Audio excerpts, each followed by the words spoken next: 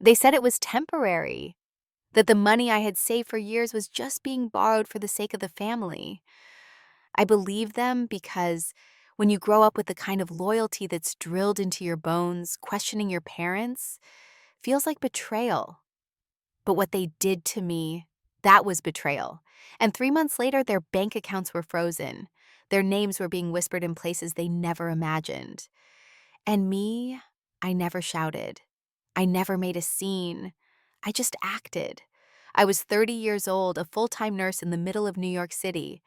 Every overnight shift, every emergency call, every double I pulled, it all had one purpose: to save up enough to go back to school and become a public health doctor. It was my dream, not to escape my job, but to expand it to help communities that never got help. I didn't buy new clothes. I didn't go on trips. I packed leftovers and lived in a studio apartment that didn't even have a closet. But I had a number in mind: $70,000. That was my magic number: tuition, housing, and a little buffer. I hit that number 6 years after I started. I remember the night. I took a screenshot of my balance, sent it to my best friend, and we both cried. I was going to apply. I was going to do it. And then just as fast it was gone. My mother called one afternoon, her voice shaky, worried. Something about Dad's retirement, about the house, about bills piling up. She asked for help just temporarily. They'd pay me back before I enrolled. I said yes. Of course I said yes. I didn't know I'd just handed over the knife they'd used to cut me open. My name is Maya Thompson. I'm 30 years old, a registered nurse at a public hospital in Queens. I've lived alone since I was 22, ever since I moved out of my parents' house, and swore I'd never depend on anyone again. Not because I was rebellious or ungrateful, but because I learned early that in my family, independence wasn't celebrated. It was punished. My family didn't understand me. I wasn't the loud one, the charming one, or the one who brought home stories. That was always my older brother, Ben. He was magnetic, at least that's what my mother always said. He had presence. I had persistence. And in our house, presence won. I became a nurse because I wanted to do something meaningful, something that let me stay useful without being in the spotlight. I was the girl who picked up extra shifts when coworkers got sick, who volunteered for the Christmas Eve slot so the moms could be home. I didn't ask for praise. I just wanted to be good. But being good in my family never made you safe. My parents believed that loyalty meant silence, that helping them was proof of love, that saying no was betrayal. So I didn't say no, not even when I should have. I spent years saving every penny I could. No vacations, no splurges, no accidents. I tracked every dollar in a spreadsheet, calculated and recalculated how long it would take to reach my dream of becoming a doctor. I wanted to specialize in public health so I could work in underserved communities, go beyond the hospital, and into the world. I had this idea that maybe, just maybe, I could be the kind of doctor I never saw growing up. Someone who listened, someone who gave a damn. By the time I turned 30, I was there. $70,000. I had the savings, the application-ready recommendation letters lined up, even the acceptance email waiting in my inbox. I just needed to click submit on the payment. I was days away from changing my life. And then came the call. My mother sounded distressed, which was rare for her. She always played strong. She said Dad's pension was delayed, that they were behind on mortgage payments, that if they didn't make a move now, they could lose the house. I froze. I asked how much they needed. She paused, then said softly, "Everything, but just for a while. We'll pay you back before the fall." I told her I'd think about it. She didn't push. But by the next morning, I had wired the full amount. Because that's who I was. Because I thought that doing the right thing would protect me. Because I hadn't yet realized that in some families, generosity is just weakness in disguise. I didn't sleep that night, but I convinced myself it would be okay. That this was just a detour. That they wouldn't let me down. I had no idea how wrong I was. 2 weeks later, I called my mom to ask when they might start returning the money. Not urgently, just casually. Her tone shifted. "Maya, we're still figuring things out," she said. "It's been a hard time for all of us." I nodded even though she couldn't see me. I told myself to be patient. Another week passed, then another. I sent a polite reminder via text. No reply. That's when I started getting nervous. The fall term deadline was approaching. My tuition deposit was due. I emailed the admissions office and requested an extension, which they granted for 2 weeks. I called again.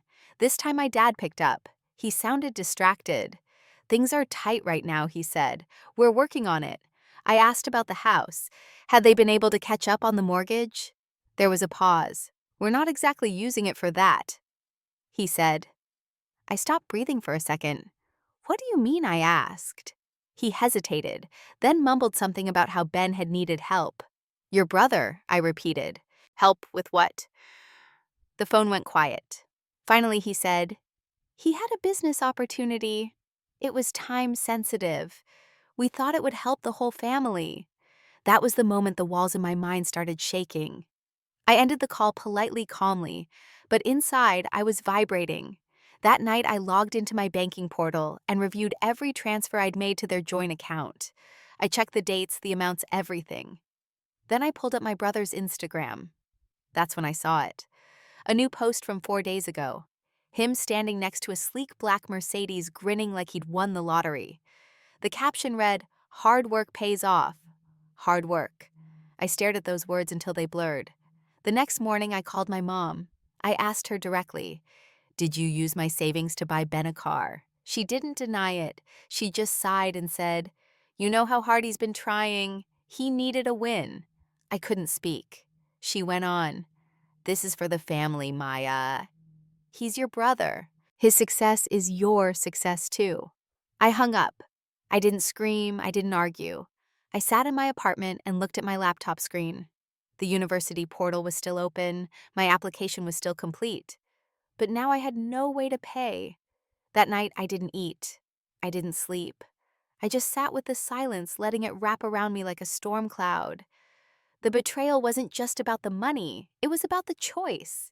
They chose him again. They always had. When we were kids, if he broke something, I was blamed for distracting him. If he got a C, it was the teacher's fault. If I got an A, it was expected.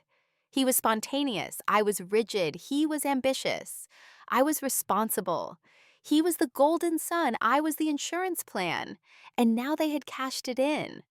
I replayed every conversation, every request I had ever said yes to. Watching my brother post photos from rooftop bars while I scraped together rent made something inside me turn cold.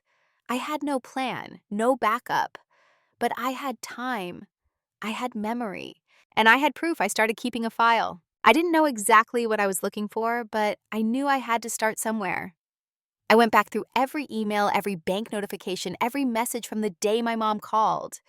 There it was, the transfer to their account, followed 3 days later by a separate outgoing payment to a luxury car dealership. Not to a mortgage company, not to anything related to the house. I screenshot it, I printed it, I started labeling everything, dates, times, recipients. If I was going to do something, I needed to know the entire truth first.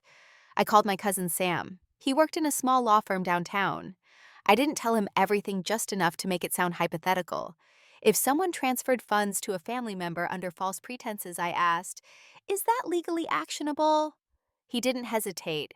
"It's fraud," he said, "especially if it was presented as a loan or for a different purpose." "Do you have proof?" I said. I was gathering it. He told me to keep everything. Every text, email, call log. Keep it. Don't tell them what you're doing. I didn't. But I watched them.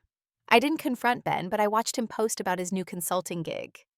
I watched as he flew to Miami for the weekend, with friends tagging restaurants where the appetizers cost more than I spent in a week. I went back through old texts and found one from a month earlier, where he said, "Thanks for believing in me." At the time, I thought he meant in general. Now I knew it was about the money. I couldn't sleep. I kept replaying that phrase in my head for the family, as if I wasn't family, as if my dreams didn't matter. I started tracking down more records. I checked my credit report to make sure they hadn't opened anything in my name. I pulled every bank statement from the past year. One thing jumped out at me, a recurring payment I didn't recognize. $412 every month. It started shortly after the money left my account. I dug deeper. It was a lease payment for the Mercedes. Or the in my name. I froze. That's when I realized it was worse than I thought. They hadn't just used my savings. They had added a lease under my credit without my consent. I called the dealership, gave them the account number from my records, asked who signed the paperwork. They read the name Benjamin Thompson, my brother. But the account is under Maya Thompson, I said. Yes, the rep replied. We assumed it was a shared arrangement. Do you have the signed agreement, I asked. We do, he said. Would you like a copy? Emailed, yes, I said, barely breathing. It arrived in my inbox 2 minutes later. I opened it and stared at the signature. It looked like mine. Almost, but not quite. I hadn't signed it. I never saw that document before. It was forged. My own brother had faked my signature to secure a car lease, and my parents had known. I called my mom one more time, heart pounding. Did you know Ben leased a car in my name? I asked. Long silence. We didn't want to burden you with that, she said. We were going to handle it. I couldn't speak. Handle it. They had stolen from me, risked my credit, and didn't even think I deserved to know. That was the moment the file stopped being theoretical. That was the moment I knew I wasn't just collecting proof. I was building a case. The thing about betrayal is that it doesn't just break your trust. It breaks your understanding of everything that came before it. I sat on my floor surrounded by documents, screenshots, and bank printouts, and I felt like I was sifting through the ashes of my own naivety. I kept asking myself, how long had they been capable of this? Was this a one-time thing? Or had I just never noticed before? The memories started coming back sharper now, like glass edges.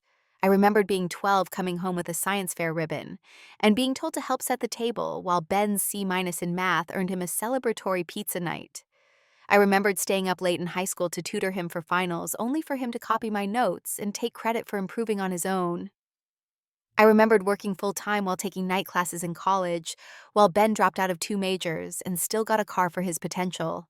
And now I had finally built something for myself, scraped together a future out of sacrifices. And they had taken it without flinching. I called my aunt my mother's sister, someone who had always seemed neutral. I asked her if she knew about the money.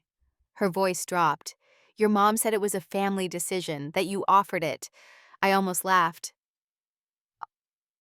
Offered him for a car, she paused. She didn't say that part. Of course she didn't, I said. The worst part wasn't the theft, it was the rewriting of the story. They didn't just take my money, they took my name, my choices, and twisted them into something convenient. I wasn't a victim in their eyes. I was a willing donor. And if I dared to challenge that narrative, I was the selfish one, the ungrateful daughter, the cold sister. That night, I tried to journal. I wanted to write it out, make sense of it, but I just kept staring at the blank page. There were no words, only weight, the kind that sinks into your chest and makes everything heavy, the kind that whispers, "You were never really one of them." I remembered something my mom once said when I was 16 and asked why Ben never had to do chores. Boys need freedom, she said. Girls need discipline. At the time, I shrugged it off. Now it felt like prophecy. They had always seen me as the backup plan, the insurance policy, the daughter who wouldn't complain, wouldn't break down, wouldn't fight back. They thought they knew me, but they didn't know what I looked like angry. Not loud angry, focused angry. I wasn't going to scream, I wasn't going to beg, I was going to build a wall of facts so high they wouldn't be able to gaslight their way over it. I was going to remind them who they underestimated. The next morning, I opened a new folder on my computer and titled it Restoration. Not revenge, not justice. Just restoration of my name, my credit, my savings, my dignity. I spent the next week working double shifts and staying up late each night to build my case. I printed every document, annotated every transfer, cross-checked every date. I recorded every voicemail, downloaded every text backup. I organized everything into categories: financial records, forged documents, digital correspondence. Then I made appointments, first with Sam, my cousin the attorney. This time I told him the full story. He listened without interrupting, then leaned forward and said, "You're sitting on a solid civil case, possibly criminal if we can prove forgery." I said, pulling out the dealership lease form. He examined the signature, raised his eyebrows, and nodded. "That's not your handwriting." "It's not," I said. He gave me a list of next steps, notarized affidavits, a formal statement, and a police report for identity misuse. I followed every instruction, quietly, precisely. I didn't call my parents. I didn't tell my brother. I didn't post anything online. I let them believe I was still too hurt to speak. Let them get comfortable. I filed the civil suit against both Ben and my parents jointly. Then I filed the police report. The officer asked me gently, "Are you sure you want to pursue this?" "It's family." I looked him in the eye and said, "They made that decision when they forged my name." I submitted a formal complaint to the dealership attaching proof of forgery. I wrote to the credit bureau to dispute the lease and request it be removed from my file. Every night I checked items off my list. It felt mechanical, not emotional, like I had stepped outside of myself and become someone new, someone colder, sharper. I no longer hoped they would apologize. I no longer cared if they did. I didn't want their remorse. I wanted consequences. By the third week, I had received confirmation the dealership had canceled the lease contract under fraud, the car was being repossessed, and my credit record was being corrected. My civil case was moving forward. The bank accounts of both my parents and Ben were being monitored under court order. I didn't gloat. I didn't smile. I just kept going. Because this wasn't about punishment. It was about reclaiming what I lost and showing myself that silence doesn't mean surrender. I wasn't the helper anymore. I wasn't the backup plan. I was the architect of their reckoning, and I had just begun laying bricks. By the time the court papers were served, I had already memorized the process. I knew what to expect: the calls, the messages, the anger disguised as confusion. My phone rang that evening. It was my father. I didn't answer. He left a voicemail, calm but clipped. "Maya, sweetheart, this isn't how families solve things. Let's talk before lawyers get involved." I saved the message. My mother texted the next morning, "We didn't know you'd take it this far." I stared at the screen. This far. As if I was the one crossing lines. As if they hadn't already taken my future and signed it away in my name. The lawsuit was simple. I was demanding full repayment of the $70,000 plus damages. The forged lease made it a dual-case civil and criminal.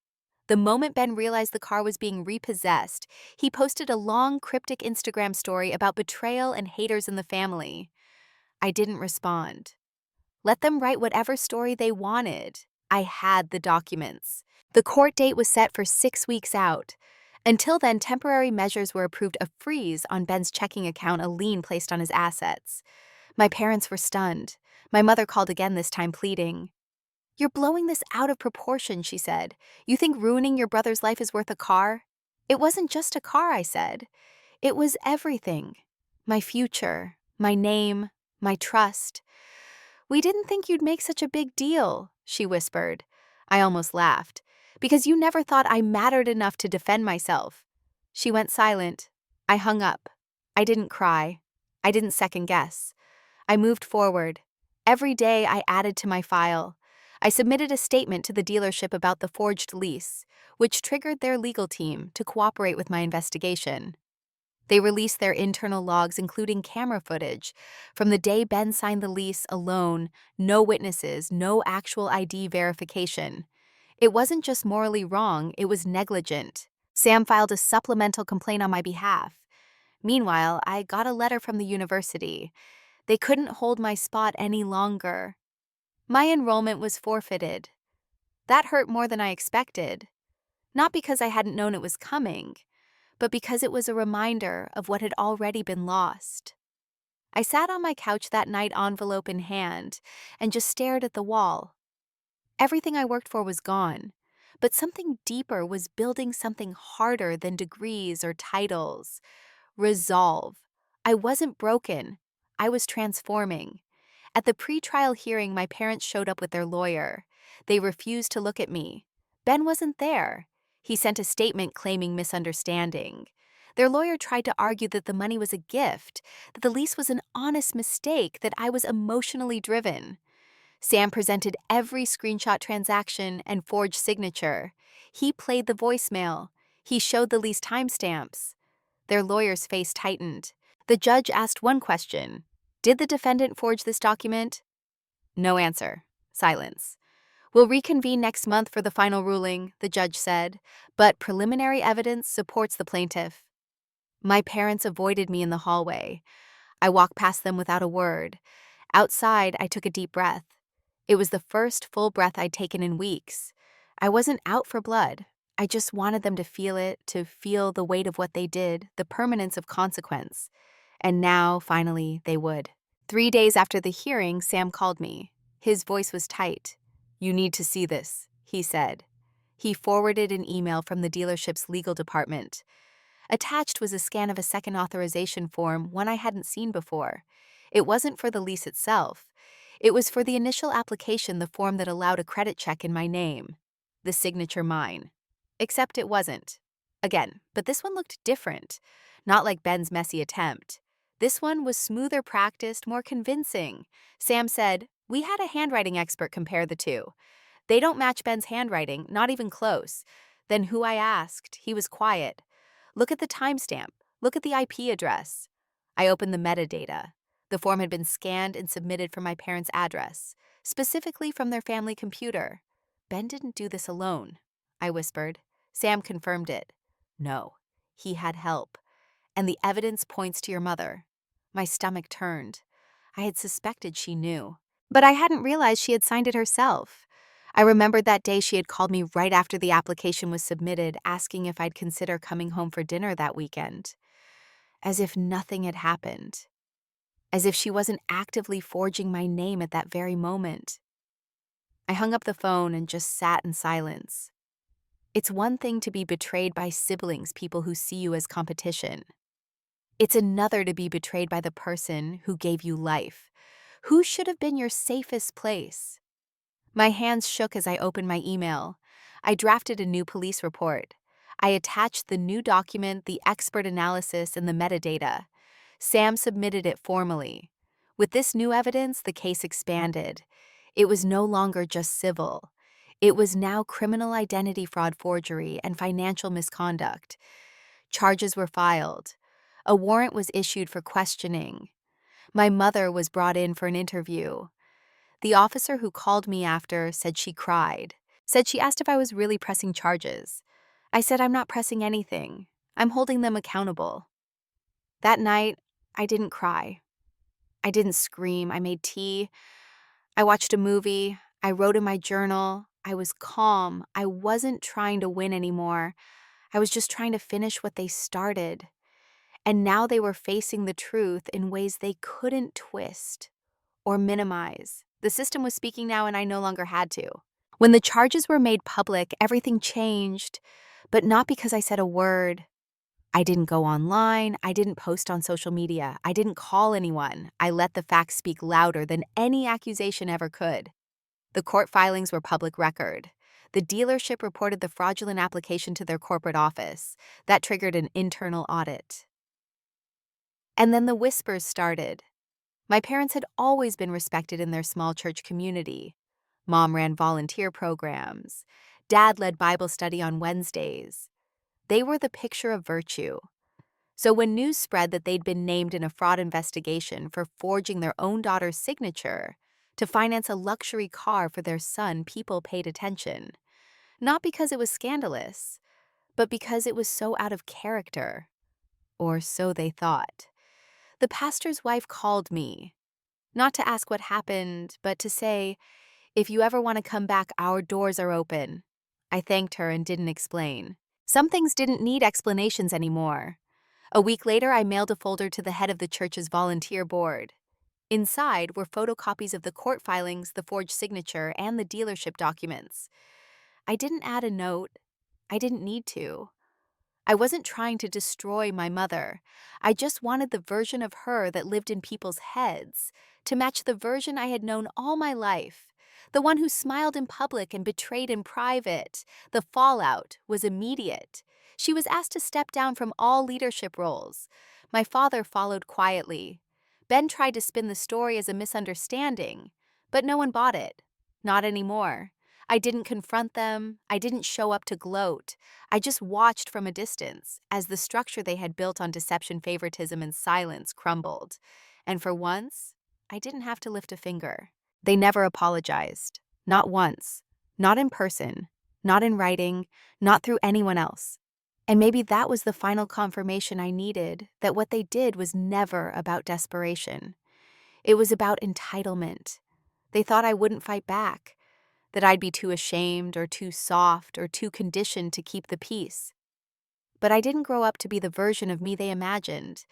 I became someone else. Someone who saw silence not as surrender, but as strategy. Someone who didn't need to be loud to be heard. I never sent them a goodbye. I didn't attend the final court date. Sam handled everything. Ben was ordered to repay the full amount. My credit was restored. The lease was erased. My mother was sentenced to community service and a financial penalty. No jail time, but enough to stain her reputation permanently. I moved on. Quietly, deliberately. I took a new nursing position in another state and started saving again. Not because I had to, but because I still believed in my dream. The university offered to reprocess my application the following year. I accepted. This time it would be my timeline, my terms. I no longer look at family the same way. I understand now that blood doesn't guarantee safety, and history doesn't justify harm. Sometimes the kindest thing you can do for yourself is close the door and never open it again.